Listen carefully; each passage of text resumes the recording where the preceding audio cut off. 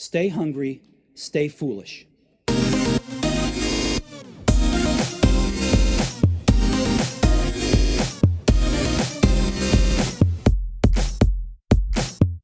So now on the Innovation Show, it gives me great pleasure to welcome Jeff Kreisler, co-author of the awesome Dollars and Cents with Dan Ariely. Jeff, I'm going to let you give your own introduction because you have such a great background, a polymath in the true sense of a polymath, and it's something we celebrate on this show the whole time. So if you wouldn't mind, before we go into the background of the book and the themes you touch on, it'd be great to get a bit of a background on you, Jeff. Sure. Well, I love the term polymath. It sounds like a mathematician who has sex with other mathematicians, but also other scientists and anyone in the field of study. I have a atypical background. Maybe for your polymath fans, it's familiar. I went to some good schools here in the States, including Princeton and Virginia Law School, University of Virginia Law School, Thomas Jefferson School. And I was sort of on that track. And then I took a detour and I became a stand-up comedian. And I focused on political comedy. I won the Bill Hicks Spirit Award, which I bet a lot of your listeners know Bill Hicks. It was a lot to live up to. And I journeyed down that road for a while. Then I got interest from someone to say, hey, do you want to write a humor column about business and finance? And I said no. And then they said, it will pay. And I said yes. So I learned about business and finance. I had a degree in economics from Princeton, so I sort of knew what I was talking about a little bit. From the column, then I got an opportunity. Someone approached me to see if I wanted to write a book. That turned into my first book, which is called Get Rich Cheating, which was a satire of everything that's gone wrong in the world. America's current president was well represented in that book that came out in 2009. It was about steroid use and about political cheating and business cheating and Hollywood, and it was a lot of fun to write. My co-author, Dan Ariely, who wrote the book Predictably Irrational and teaches business at Duke University here in the States, he got a copy of my book, invited me to come down and lecture to his class. And my lectures at the time were sort of satirical. It was, tongue-in-cheek. I was basically pro-cheating to make a point about ethics and morality. And he would introduce me, and he wouldn't say, here's a comedian. He wouldn't say, here's something funny and not true. He'd just say, this guy has unique wealth-building ideas. And I would go and I'd say, cost-benefit analysis. There's no cost to get to cheating, right? No one is ever caught. One guy, Bernie Madoff. Everyone else gets off. And you make millions. And I would advocate for this and talk about how you could do it. And inevitably, someone would stop me about 20 minutes in and say, are you full of crap?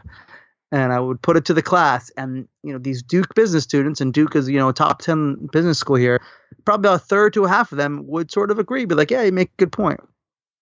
And that was fascinating to me to sort of see my intuition confirm that even the smartest among us, the most highly trained, something about money messes with our heads. And in that case, it makes us consider unethical or immoral actions.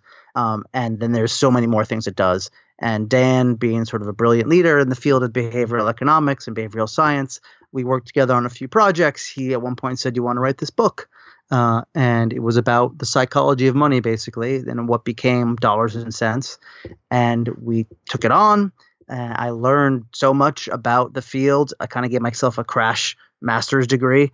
And it just really opened my eyes to how money does mess with our head, how these human biases, how our human nature is so at play, how our emotions are so at play, even in the most sort of rational decisions about money and numbers. And of course, it plays out beyond money. But here we are. So we wrote the book, and now I'm at a stage where I sort of am hoping to evangelicalize a little about the lessons that I learned and that we share in the book. The polymath thing is really interesting to me, and your background, and really interesting that the Duke students really got it and that Dan got it, because you have a different lens to look at this, and everybody in the world is taught through the same lens usually, and they all end up making the same decisions, thinking the same, lacking critical thinking, while you come and your comedian and your TV work and your writing all add a different lens. And I think that's what makes this so unique. And I think that's what your real skill has come across. Certainly to me, you demystify so many of the biases and so many of the myths and so many of the things that we are blind to, that you make them so clear to us. And you do that through humor. But what I found really interesting was everybody's talking about cryptocurrencies, digital currencies, Bitcoin, etc., etc. but nobody's looking at the real psychology behind money. And you've done that brilliantly here. And you framed this really well in the book. Money is the top reason for divorce, number one cause of stress in Americans, and I would wager worldwide. People are worse at all kinds of problem solving when they have money problems in their mind. I'd love, Jeff, if you would tell us a little bit about some of the biases that we suffer from. For example, one of the biggest ones you talk about is opportunity cost. Well, first, thank you for saying we did a good job of making it relatable. I think that's why Dan wanted to work with me. And whether it's uses of humor or storytelling, I have found throughout my career that topics that people find complex, whether it's been politics or it's business or money or topics that are stressful in the same way, using stories and humor and just to help people relate to it is an effective way to get them to understand. So I appreciate that came across. That was our intention. As far as opportunity costs, opportunity costs essentially are the costs that come when we do make a spending decision, right? It's everything else that we could spend our money on. A lot of financial literacy courses, they talk about like buying your $5 latte every day. Like, don't buy $5 coffee. You know what? Don't worry about the $5 coffee. But as an example, since that's a common one, the question of opportunity cost is what else could you spend that $5 on now and any time in the future? I mean, the beautiful thing about money is that it is fungible and it is divisible and it can be used for anything at any time, right? That $5 now can, instead of being a coffee, it could be, 5 packs of gum. It could be a little drip in the bucket of your retirement savings. It could be lottery tickets. It can be absolutely anything. And that's what's amazing about money and allowed money to really change the way that society evolves, because we wouldn't be able to save if we didn't have money and just had to store things. We'd just be bartering. But the fact that you can think about anything and use money for anything is really what the challenge is. Because as much as we should think about opportunity costs, we should think about everything else we can spend that money on.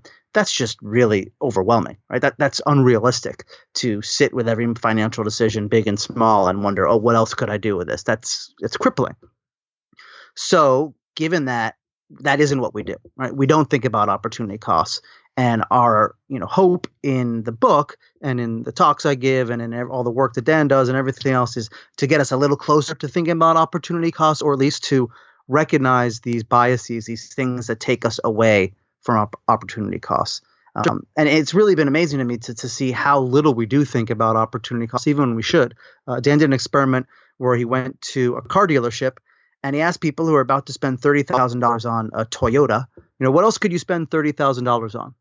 And they couldn't come up with an answer, right? By all means, they should have said, oh, that would be, 3 really nice vacations, or it would be, more of a down payment on a house, or it would be half a year less working when I approach retirement, something like that. They couldn't come up with anything. And when pressed, the most they could do is say, well, if I didn't spend this money on a Toyota, I could spend it on a Honda. So they weren't really thinking about all the opportunity costs. Sorry about that ring. No worries, man. Do you want to get it?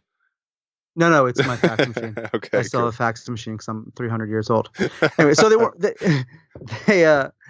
so at the dealership, they weren't thinking about the opportunity costs, and we weren't thinking about the opportunity costs. And really, the opportunity costs are how you should think about money.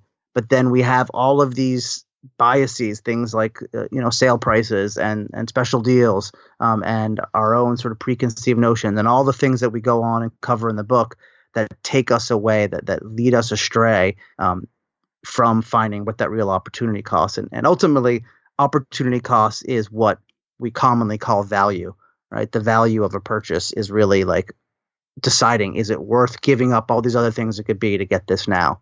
And that's what we should figure out, but that's not what we do because it's hard to do and because we have these outside signals that don't let us get to it. One of the things you talk about related to opportunity cost is relativity. So we always frame the cost of something based on the price. So you talk about that with the car, for example. You might get an upgrade, you might get leather seats and stuff like that. It'd be great to let our audience know a little bit about that.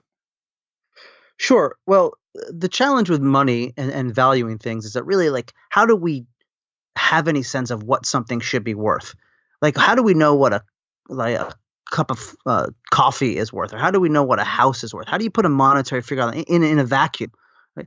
the truth is we can't possibly figure that out. So what we end up doing is we end up comparing that price to other prices. Typically, what we maybe have paid for a house or a Coke in the past, or in the case of Relativity, we create categories. Like there is the Coca-Cola now, and there's a Coca-Cola on sale. I use the example of a sweater in the book. There's a $100 sweater that's been marked down to $60, right? In that case, that one item has created two things to compare: a $100 sweater and a $60 sweater. And compared to that $100 sweater, the $60 sweater seems like a great deal. Because if you just were to walk up to a sweater and look at it, how would you have any sense of what you should pay for it? Like, how do you judge? Is it how long it's going to last? Is it how warm? Is it how cool I'm going to look in it? So you've created these two different items to compare them to. And Relativity is looking at the relative value.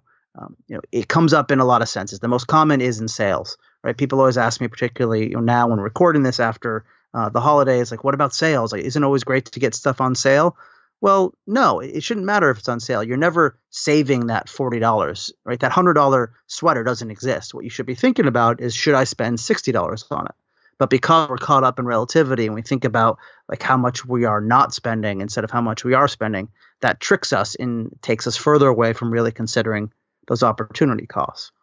Another way it comes up is often in percentages. Right? Like we'll ask, if you are at a store and you're buying like a stack of printer paper and it costs $15, and the clerk tells you that down the street is another store that they can sell the same thing for $5. Most people would walk down the street to save $10. But if you're in a furniture store and you're buying a sofa for $1,015, and the clerk says down the street it's available for $1,005, most of us would not walk down the street to save that $10 because that doesn't seem like a big deal. When essentially the question is the same thing: would you walk down the street for $10? But we get caught up in this relativity and we think, oh, well, it's just, a tiny little percentage of a big thing, when really money is that $10 is $10 no matter whether it comes out of 1,000 or it comes out of 15. The example that I think about a lot, maybe this time in my life or my neighbors, is about home renovation. Like I live on a street, a lot of people are always doing work on their houses. It's annoying. But people spend $200,000, let's say, on a home renovation, and they'll have a contractor come up to them at some point in the process and say, hey, for an extra $20,000, I can get you something Italian, right? You don't know what it is, and you're like, sure, what's the big deal? It's a drop in the bucket. The same people will go to the grocery store and they'll spend 10 minutes every day trying to decide if they should get the organic tomatoes that cost 10 cents more than the regular tomatoes. Right? A lifetime of buying tomatoes is not going to make up for that $20,000. But because it's like a bigger percent, and because it seems like a relatively not a big deal, we don't think about it. And that's another thing to touch on. Another topic. A challenge is often the big expenditures are the ones where we don't spend a lot of time thinking about, and little ones are the ones where we obsess. And Dan and I say and tell people, like, don't obsess over the 10 cents on the organic tomatoes or the extra little dollar on your $5 coffee. Obsess over the $1 million home or the $30,000 car. Like, do think about the big ones. And human nature tends to go the other way because those big expenditures are hard to wrap our head. Like, what's something Italian, right? How do you value that? We tend to make those decisions more quickly and more rationally. Yeah, and we'll come to that because you do a beautiful job of talking about language and the importance of language as well later on. But you touched on something there, and it's the sales point. And you give a great analogy of Aunt Susan, I'm doing air quotes here, Aunt Susan and the J.C. Penney CEO, Ron Johnson, losing his job over clearing up pricing. I'd love if you share that, because this shows how we fall for these tricks all the time. Right. So, a lot of these biases are about emotion. How emotion comes into play for us when we're spending money or thinking about saving money. And oftentimes we don't acknowledge that emotion does play a big role, but we should. And in particular, you saw it in the story of JCPenney. JCPenney is this retailer that sells typically clothes. And they used to have a policy where they would always have high prices, but have tons of different types of sales. You could cut out coupons from your magazine or the newspaper. You could go and hunt or buy 2 for 1. And it almost became a game. Like, everything that was on sale, there was no price that was just the price. Everything in JCPenney had a sale price, and people loved it. And this new CEO was hired because JCPenney wasn't doing well. And the CEO's name was Ron Johnson. And he came in and said, you know what, like, instead of treating our customers like, they're toddlers and giving them this game. Let's just be honest. Let's give them what we called fair and square pricing. And the fair and square pricing was just listing the price where it would have ended up after all the sales, in line with the competitors, instead of inflating it and then cutting it. Just give them the straight price. And he's like, oh, this is just the right thing to do. What ended up happening is the customers revolted. Right? They hated it. They couldn't stand the fact that they weren't getting sales. They thought they were now paying more, or they just didn't like the experience. It wasn't as emotionally satisfying to find that sale and say to themselves, I'm saving $40. So customers left. The company started tanking. They ended up firing Ron Johnson. They put in a new CEO who reinstated all this sales gimmick, and the company's fortunes turned back around. I mean, I don't think they're doing great, but like they bounced back. It seems rational, right? If you ask someone in a moment of calm, do you want to have to hunt and peck for a bunch of sales, or do you want to just know what something costs? We would probably say, just tell us what it costs. Then we get in that moment and, we light up. We have a little dopamine rush when we feel like we've accomplished something. Oh my gosh, I went and I saved $200 today. Well, yeah, you also spent $700, but it's that saving that feels good, right? Yeah. One of the things you link to this as well is the idea of owning property. So you give the great analogy of Tom and Rachel and selling their house and the overvaluing we have with things that we've put a lot of time into, or things we own that we're selling on, we overvalue. Sure. I mean, there's something called the endowment effect, which is basically like when you own something and you become, again, emotionally attached or invested in it, you tend to think it's worth more than anybody else does. And, in some ways it makes sense when you think about selling something. You always want to sell high and a buyer wants to buy low, but it's more than just wanting to like maximize the sale. It's really a sense of what you think the value of something is. I mean, there are experiments where literally someone, like I think it was for a coffee mug, if someone held a coffee mug for 5 minutes, they would require more payment from someone else to sell it than if they just like were told, here, how much would you sell this mug for if it was yours? Just like the act of holding it.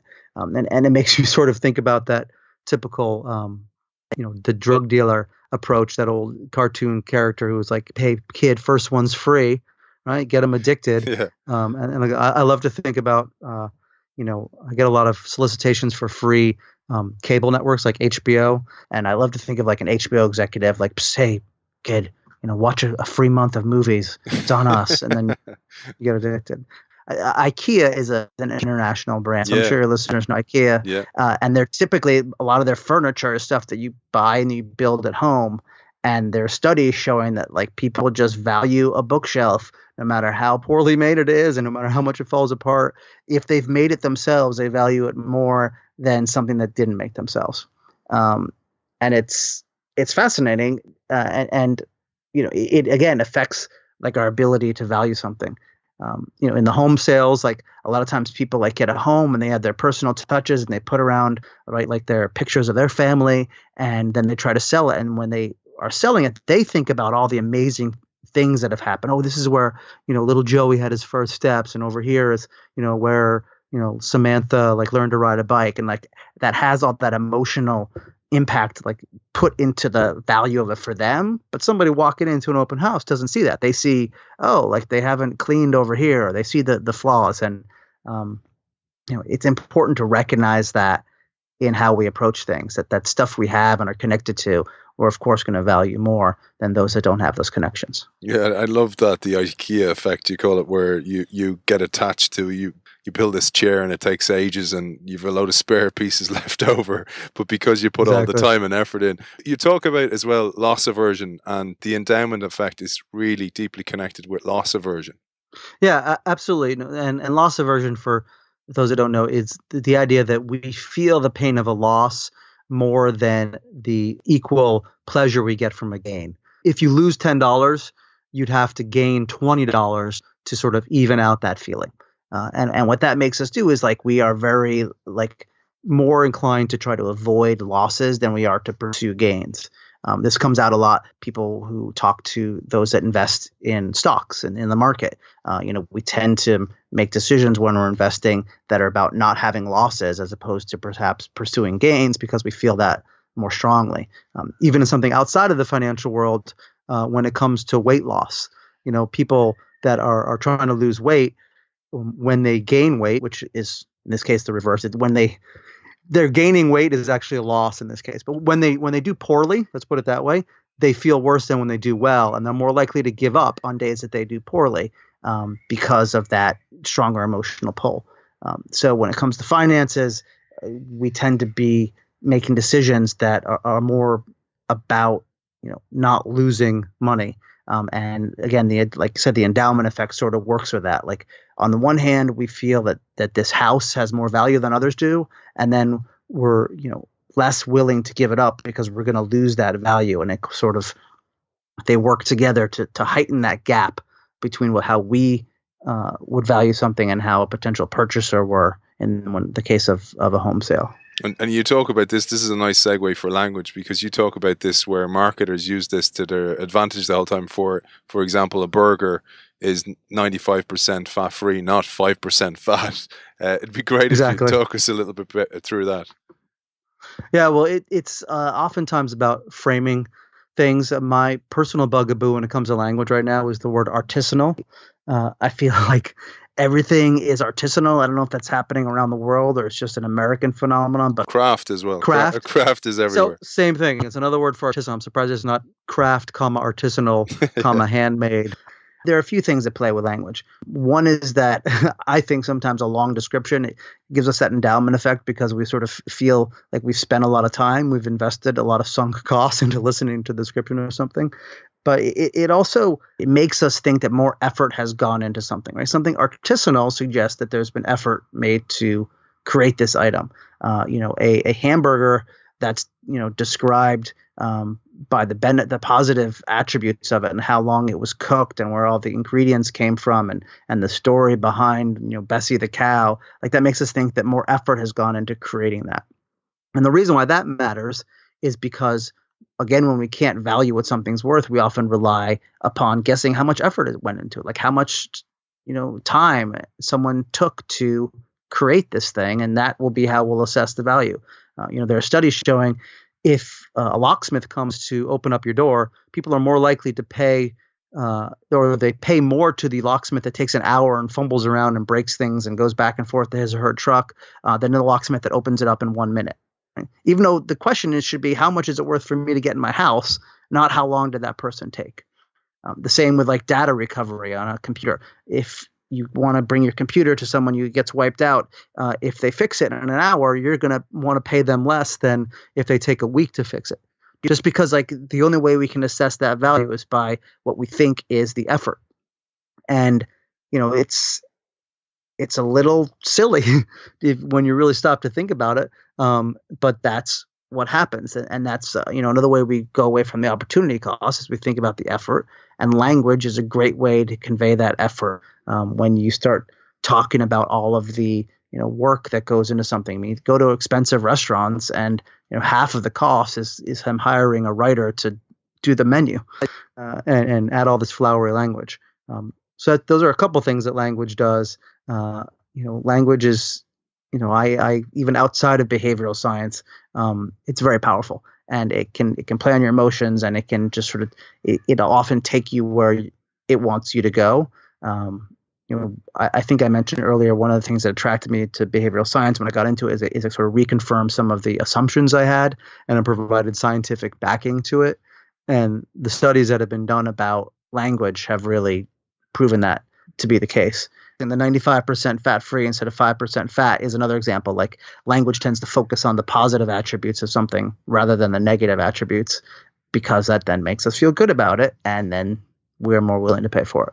Yeah, and you touched on this really important point, because you talk about fairness and effort and stuff like the surge pricing from an Uber, or when Coca-Cola were going to hike the price up on warm weather days, for example. Great if you tell us a little bit about that, because we have a lot of listeners who would own internet companies, and the internet has a really interesting twist in this as well, which will help them guide themselves on pricing, but also the language they use around their product. When it comes to effort and fairness, and really effort is oftentimes a shorthand for fairness for those of us that are trying to evaluate price, it's the effort that we see. And the only way we could judge effort is if we're aware of it. If we see that locksmith fumbling at things, or we know that the at a recovery person took a week to do it. And one of the challenges is for those industries that, that effort isn't clear. There's not a transparency to the effort. And the internet is a great place. You hire a writer off the internet, speaking personally. How do you have any idea how long it took them? And you don't. You think about Google, right? In Google, you go and search for something and you enter a term and you press a button, and within like a second, they return 400,000 results. Right? Now that seems like it took no effort at all, because it's hard to really understand what goes into that. Now, many companies and other industries understand that in order to like trigger this bias of ours, in order to sort of convey that effort, whether it's, the right way or not for people to assess value, but whether to trigger that requires showing the effort, requires some transparency. Kayak, I think it's an international brand, but it's a website for searching for airfare and travel items. You enter your destination, your dates, and then they sort of go through a process where they show you all, they spin through and you see like 1,000 airlines listed, and they slowly eliminate them, and it takes a minute. There's a progress bar. Progress bars are a big innovation. Yeah. So essentially they try to show you all the things they're doing, all the effort they're making, and you value that. There's a website that was showing you not just, it was a dating website, and it wouldn't just show you, your 20 ideal matches. It would also show you the 100 people that you didn't match with to show how much effort was made. The city of Boston in Massachusetts here in America, it's a big city. In the winter, they get a lot of potholes in their street, and people would see, 3 potholes on their street, call them up and say, come fix these. And they wouldn't fix them for, weeks, and they would complain. So the city of Boston created a website where people could see all the thousands of potholes in the city and see that every day, 25 of them were getting fixed. And it showed the effort. And even if the 3 on their street weren't getting fixed, suddenly they valued their tax dollars and they valued their government's effort a little bit higher. So finding a way to show that effort can really make a difference. Now, people could, manipulate that. They could sort of either show the true effort, or they could do things like I always sort of pick on consulting firms, because I know a lot of people that work in consulting, and we think about, and we use this example in the book, you hire a consulting firm to do a project, and at the end of the project, they present, a 200 slide PowerPoint presentation, and the first 100 slides are about like what meal they had on the flight out there. And, all you care about is the last slide, like the advice, which is usually like fire a third of your company. But they go through this whole thing because it shows, oh my gosh, so much effort. And then they charge, 100, 200, whatever, a ton of money, thousands of dollars, because it looks like a lot of effort. So, for, the startups, as you mentioned out there, finding a way to sort of convey the value of what they do is important. There are a lot of ways to do it. And that's probably a topic for another podcast, explaining to people whether it's, like marketing, the value is, you get higher notoriety and you're going to sell more of your widgets, whatever. But one way is to show sort of what goes into creating this.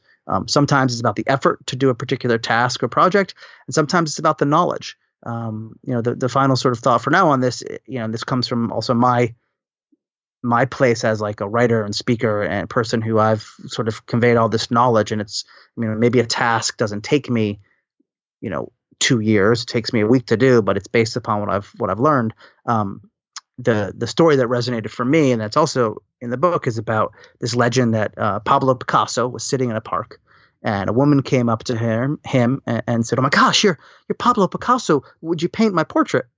And I don't do a very good Pablo Picasso, but let's assume Pablo Picasso said, "Sure, I'll paint your portrait." This is terrible, but I'm going to stick with it. I didn't know he's from India, man. Is he from India? No, this is like Italian. And he's not from. It doesn't matter. I've made this choice, and I'm stuck with it. Go on, man. Sure, I'll paint your portrait, and then I'll make a pizza for you. This is very terribly offensive, so I'm obviously not going to get any calls from Italy or India or any other country. No. He says, "Sure, I'll do your portrait." The woman says, "Oh, thank you so much." And Pablo Picasso looks at the woman for, a minute, thinks about it, and then with a single brush stroke creates a perfect portrait of her, hands it over. And she says, "Oh my gosh, this is amazing. You've captured my essence. And this is everything I feel and everything that I think. And this is so incredible. What do I owe you?" And he says, "Oh, you owe me $5,000. And she says, "What? It only took you like a minute." Like, that's not fair. It took you no effort at all. He says, no, no, no. It took me a lifetime plus 1 minute. And there at the end, he became Jackie Mason a little bit, which I think is inappropriate also. You nailed it, man. And the essence of that story holds true, that people don't Thank you. value knowledge that you've Right. built up over years. When I read that, I wondered, is it an envy, or is it just because they can't see the effort that was put in? Despite everything I've learned in my life, I like to still think that people are good at heart. So I will say my belief is that it is not an envy. It's the fact that they just can't value it. Right? Like, I mean, like, think about if you're handed a portrait of yourself made by Pablo Picasso, like, how do you possibly value what that's worth? Like, that could be anything, right? It could be $20 because he's feeling kind that day. It could be, price it millions of dollars, an original Picasso. Like, how do you possibly wrap your head around what's that worth? Same with like data recovery. How do you figure that out? Now, what you should do, and art is a uniquely special thing, but like data, you should think, okay, what's it worth to me to get all this data on my computer back? Like, if I don't get it back, I'd have to, go and recreate it and spend months doing it, so it's worth whatever that is. But again, we just don't do that. And it's a real challenge. It's why, on the flip side, we react so strongly to things that are not fair, right? Like the example of umbrella prices when it's raining. You have a local store that sells umbrellas for $5, but suddenly there's a downpour and they sell them for 10. We think, oh my God, that's totally not fair, because we know that it took no extra effort on their part. It took nothing for them to like suddenly raise it to $10. So it seems unfair. But we can't like do that same assessment on certain things like art or locksmiths or even homes and meals and movies, right? It's hard to do that, so we fall onto these other little tricks. That, for example, right? So let's go back to the startup or the founder who creates a killer product. Let's say it's Apple and the iPad, for example, and the product does not exist in the market. So therefore, where do you price it? And you give the great example of the other phenomenon, which is anchoring. There's a story of Steve Jobs when he introduced the iPhone, and it basically like, he does his Steve Jobs thing where he's on stage in his turtleneck and his whole presence gets everyone excited about this product that's coming out and this amazing new thing. And you sit there and you watch it. Like, how do you figure out what an iPhone is worth? Like, all of a sudden, it's a phone, but now you can expand it with your fingers and you can pinch with your fingers and you can scroll and look at the internet and all these things. So how do you know what that's worth? And Steve Jobs says it's worth $600. Yay, great! Like, or they told us it should be worth $900, but we're selling it for $600. And not only that, 2 weeks later, they actually said, you know what? We changed our mind. We're going to sell it for $400. So all of a sudden, you've sort of gone back to that relativity, right? You've created 3 different versions of the iPhone, a $900, $600, and $400. So the $400 seems like a bargain. And at the same time, when he first mentions that $900 thing, that anchors in our mind what that price should be. Anchoring is essentially the idea that, sort of the first price that we see for something has a really strong pull. Right? It has an outsized pull, and we sort of connect to that price, and it's hard for us to get far away from it. You go to a car dealership and, they say this car is supposed to be $30,000. Well, it's going to be hard for you to ever to say, well, it should only be $15,000. And you might feel like, oh, if I get it for $27,000, that's a pretty good deal, because you're only getting so far away from that anchor of $30,000. And the thing that I really was struck by that's related to anchoring was the idea that the anchor often doesn't even have to be relevant, if you will. There's this thing called arbitrary coherence, which Dan and some others studied, which basically looked at some products that were hard to price, right? Like an obscure wine, a box of chocolates. And what they did is they said to people, okay, tell us the last 2 numbers on your social security number. So people would have 18 or they'd have 94, right, as their last 2 digits in their number. And so they said those numbers, and then they said, okay, see those numbers now. Would you pay that amount for these products? And if not, what would you pay? And inevitably, people who had high last 2 numbers, who had this randomly assigned number that were high, would pay more for all of these products than those that had low randomly assigned numbers. And the point being, just having a number associated with the product made us then be more drawn to it magnetically, or like an anchor. I think anchor is the perfect term, which is why they use it. And it's, again, it's a real challenge when we go into some situation where we don't have any idea what the price is. That first price we see is dramatically overweight listing prices. There was a study I think we use in the book about like home listing prices in a town called Tucson, Arizona, and even real estate professionals who should know what things are worth, they were affected by the listing price. Right, a higher listing price made them think you should pay more for it, and it just was. It's just a number, and we can have this affect us in so many ways, and marketers, for better or worse, can either take advantage of that or can use it to their benefit, depending on your perspective. For the consumers in us, we should watch that they don't take advantage of us. And for the developers, we should be aware that it's a good tool. We talked about startups and fintech businesses, etc. A lot of companies like that listen to the show. The internet is making user experience better and better. You talked about Google giving us searches really easily. Amazon, for example, one of their first patents was one-click technology. There's a reason behind all this, because this leads to thoughtless purchasing. Yeah, absolutely. And what it does is it takes advantage of our aversion to pain. And that's because there is an actual pain that comes when we pay for things. When we pay for things, that stimulates the same region of our brain as physical pain does. And typically, like, pain has an evolutionary purpose, right? It teaches us to pay attention to something. You put your hand on a stove, you should look at your hand and move it off the stove. Or you have a knee that gets broken, you should feel that pain and look at your knee and go get it taken care of. So when it comes to payment, when we feel that pain, when we hand over a $20 bill, like it causes this pain, and we should then stop and be thinking, oh my gosh, what's going on? Should I do this? Is this a good decision? But what ends up happening, and technology particularly plays a role, is that instead of like feeling that pain, we numb ourselves to the pain. We put up sort of walls that prevent us from feeling that pain. Automatic payment, credit cards, now technology, they all make it so we're less aware of that pain. We're less aware of the payment, so therefore we don't really feel the pain of the payment, and therefore we don't stop and think about it. And going back to what we said at the beginning, we don't assess the opportunity costs. There are studies that show when people use credit cards versus cash, they spend more, they tip more, and they're more likely to forget how much they've spent. I often ask people, do you use credit cards? Yes. Does anybody here, have any idea how much money or what their credit card will be at the end of the month? And almost nobody knows, right? It's always a surprise to a certain extent.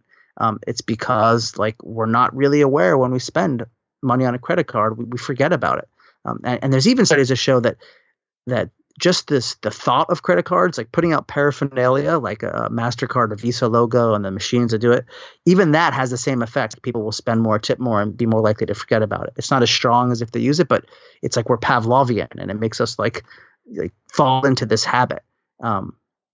And it's because we don't feel that pain of paying. And technology in fintech, there's great promise in fintech. Ones that applications and developments and little apps that can help people save more, that can help them plan for special trips or retirement. There's great promise, but also a lot of fintech, or the one that's more sort of known, it's designed to help us spend easier. Right? It's promoted as, making your life easier. Amazon has a store where you can just go in and grab stuff off the shelf and walk out, and you don't ever look at the price. It just gets sent to your credit card. Like that. How easy is that? You don't have to wait in line. Yay. Well, then you don't think about the price, and you don't think about whether or not you should do that. The same with things like Apple Pay, and eventually they'll be like, you just blink and it goes to your credit card. All these things make it so that we don't stop and think. We don't feel that payment, so we don't stop to think about whether or not it's a good decision. We don't think about the opportunity costs. So, I always tell people, when you're, thinking about the latest technology and the thing that says how your life is going to be so much easier, before you adopt it, to stop and think, well, is it really easier or is it better? And it tends to be a lot that a lot of the fintech tends to be about spending things more easily, not about spending them more wisely. And that's because what they tend to do is eliminate that pain of paying.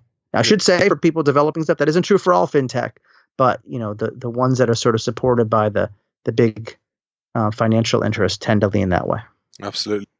And it'd be great to touch on some solutions. For example, retirement, something that a lot of us kick the can down the road. And you talk about the marshmallow effect, for example, or the marshmallow test.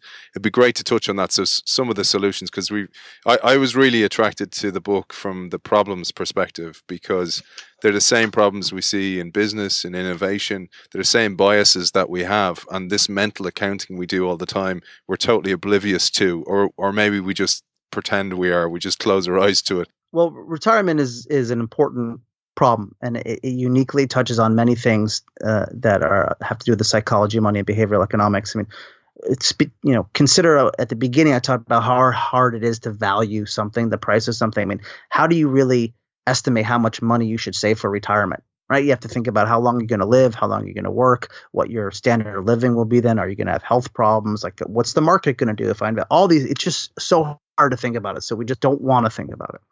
And that leads us then to sort of fall into these other little traps. When it comes to retirement, one of the big things that plays in is self-control. You mentioned the marshmallow test, this famous test where they put a kid in a room with a marshmallow on the plate, and they say, if you wait 10 minutes or whatever the number was, to let's say 10 minutes, we'll give you 2 marshmallows. But if you eat this one marshmallow right now, you don't get it. And the kids, inevitably, they have no self-control. They eat the marshmallow. There's also part of the study that those that actually do wait are proven to later have better decision-making skills. But let's not talk about those freaks that can stop eating one marshmallow. Like, I don't know what their problem is. So that's a classic example of like what self-control is essentially is like we feel that emotion that we feel connection to now, to the temptation of right now, that one marshmallow. We don't really think about our future selves, our 10 minutes down the road self. I mean, there are tons of studies showing that like the money has a sort of a diminishing value as farther it gets out in the future, right? If you were to say to someone, would you do something for $100 right now? They're more likely to do it than if it's $100 in a week, even though it's the same $100. And it's because we don't have a connection to our future selves. We don't feel, like we're going to get that pleasure and that temptation satisfied the same way a week, a month, 30 years in the future, which is, what retirement is. Some of that is, because we think that our future selves are perfect. All of us, I'll ask people sometimes to raise their hand if they promise themselves in the last week that they were going to go get some exercise. And then I say, keep your hand up if raising your hand is all the exercise you've ever gotten this week. And tends to be honest, because like we think that we're going to be amazing people the next day, right? We go to sleep at night. We're like, tomorrow is the day I do this thing. And we don't do it. But we think we're going to. And it's the same with retirement. We think, on a certain extent, subconsciously or consciously, oh, you know what? I'll save for retirement later. Right now, I need to go on this vacation. Right now, I need to do this thing. So retirement in many ways is about like a lack of self-control, which is about a lack of connection to our future selves. Now, there are a few ways you're talking about solutions, and our book does have a solution section that our publisher really wanted us to have, and it has really resonated with a lot of people. I'm like you, I'm more interested in like the what's going on and the science behind it, but we do offer solutions, and in general, what we try to do is we try to say, we're not going to tell you should put X% here and Y% there. We're not going to try to change human nature. I think that's where a lot of financial literacy fails, is to try to make people have self-control in this case. Instead, we're going to try to create systems and environments that sort of take advantage of our human failings instead of having our human failings be something that's taken advantage of. Right? Put us back in control of our falling for relativity and the pain of paying and our lack of self-control. For retirement, there are tons of studies that show, people that, typically in America, at least, you sign up for your retirement savings when you start a job, like you get something called a 401k, and you basically check a box. How much do you want to put aside every paycheck? And if you put the default option is, yes, I want to save and I want to save, a high percent, people are more likely to save that high percent than if you put the default option low. And part of that is just because like you don't want to think about it, or you don't want to go through the pain of thinking in this case. So if you have your default option that people save money for retirement, that's one system that we can make as companies and society to make people save more. A little trick that you can do in that same situation is they found that when people call their spouse at that moment of decision, just talking about that and thinking about their future makes them save more money, right? Not that the spouses are definitely, like say, you have to save, but it helps them connect to their future selves. There's even a really cool study where when people interact with a virtual reality version of themselves when they're old, like they take a picture and then a computer creates this 80-year-old version of themselves and they have a conversation, that makes them save more. Wow. Now that's not like a realistic thing that can be replicated on a large scale. It's just kind of cool.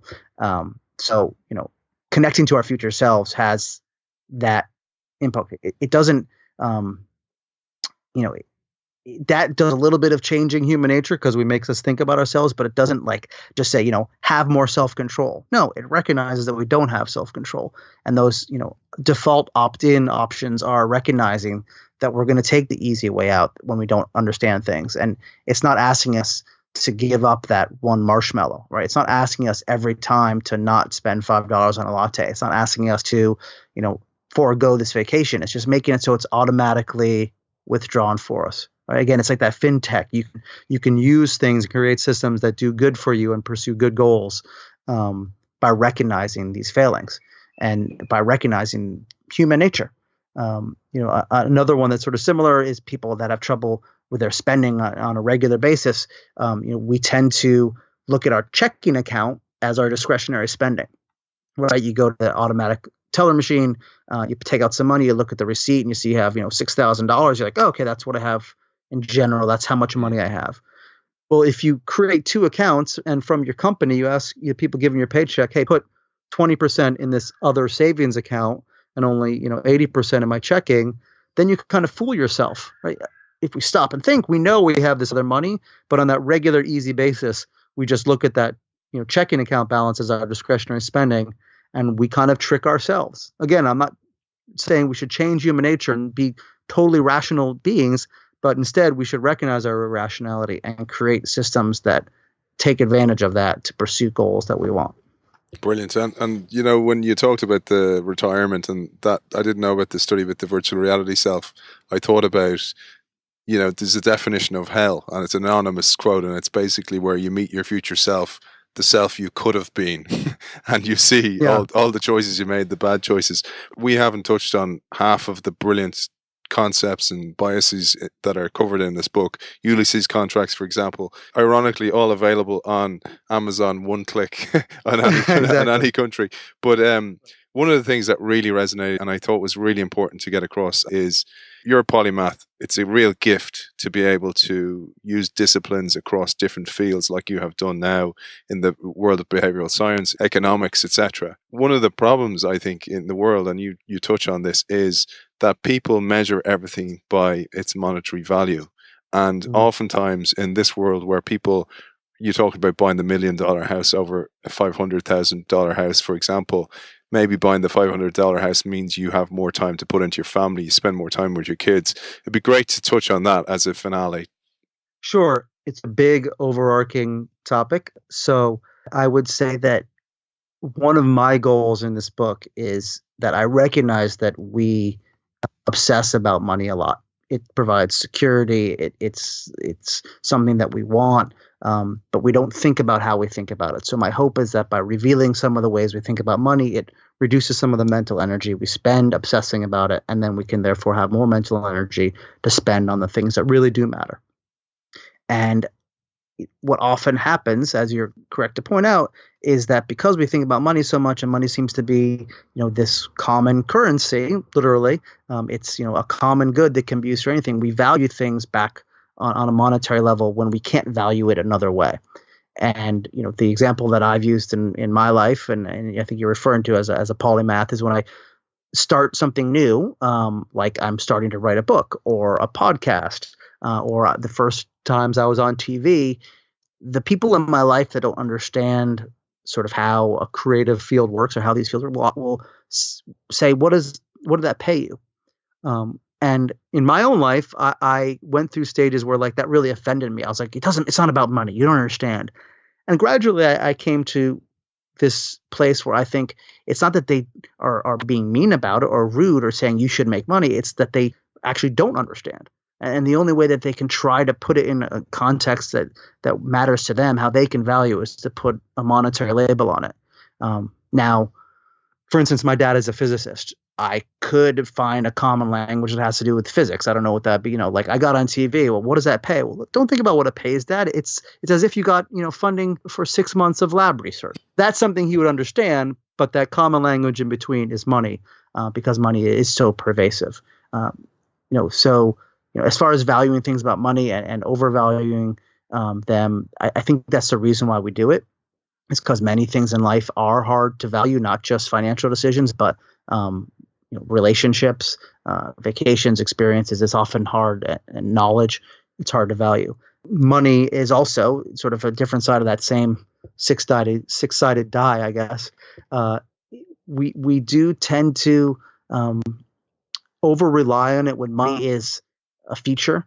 We talk about, because money can be so precise and measurable, when something like an iPhone has a monetary value attached to it, like we will latch on to that monetary value as being the one thing we can compare it to, as opposed to like, oh, this iPhone has all these features, and this Google phone has these features, and this other flip phone has these things that otherwise we can't compare.